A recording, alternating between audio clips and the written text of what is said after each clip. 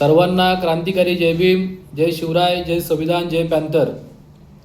काल दिनांक 21/7/2025 रोजी पनवेल, खारघर, तलोजा या ठिकाणी भारतीय जनता पार्टीचे कार्यकर्ते किरीट सोमिया, प्रशांत ठाकूर ते पनवेलचे विद्यमान आमदार आहेत, यांच्या माध्यमातून सर्व पोलीस स्टेशनला सिनियर PIना भेटून त्यांनी इथल्या असणाऱ्या मुस्लिम समाजाच्या मोहल्ल्या असतील, मस्जिदा असतील, त्यांच्यावरचे भोंगे उतरवण्यासाठी पत्रक दिलेलं आहे, मागणी केलेली आहे।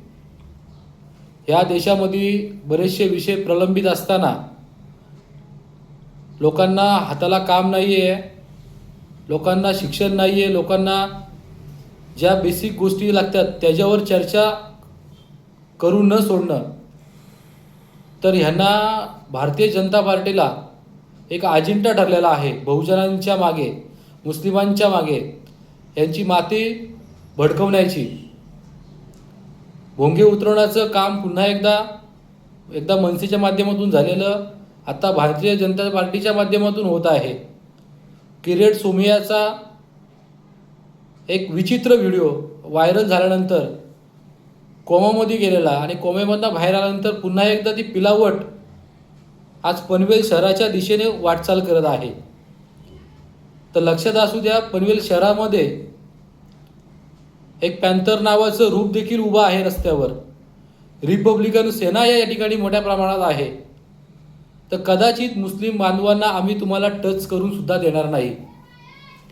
ज्या पद्धतीने तुम्ही मागणी करत आहेत भोंग्याची, या देशाला स्वातंत्र्य होऊन इथपासून ही परंपरा चालू आहे आणि काहीतरी आता मनामध्ये आणायचं, इलेक्शन आलेत म्हणून दंगा घडवायची, हा अजेंडा भारतीय जनता पार्टीचा जुना झालेला आहे। आणि हा अजेंडा आम्ही संपूर्ण आंबेडकरी चळवळ आणि आमचे भीमभाई उचलून लावल्याशिवाय राहणार नाही।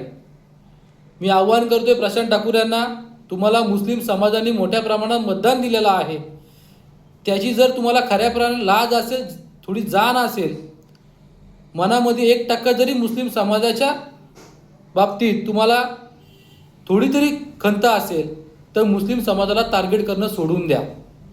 ज्या पद्धतीने कालच्या बाईट बघितल्या, अरे त्यांनी नमाज केल्यानंतर, नमाजीला गेल्यानंतर तो देखील तुम्हाला त्रास होतो।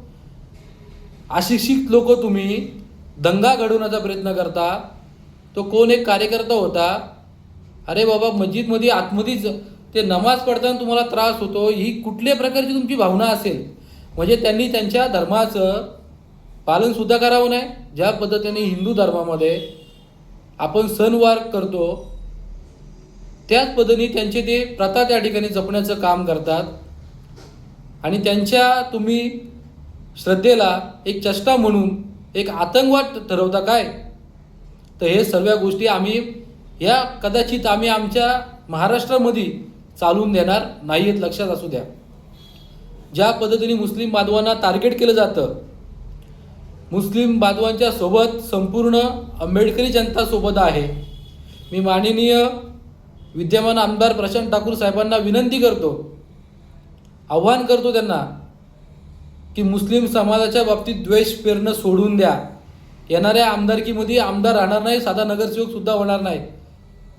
जर मुस्लिम समाजाला कुठल्याही प्रकारची दंगा घडवली, जर काही गोष्टी दंगा घडला, तर किरीट सोमिया आणि प्रशांत ठाकूर आणि त्याचे कार्यकर्ते त्याला जबाबदार असतील। जय भीम, जय शिवराय, जय संविधान, जय पॅन्थर, जय भारत।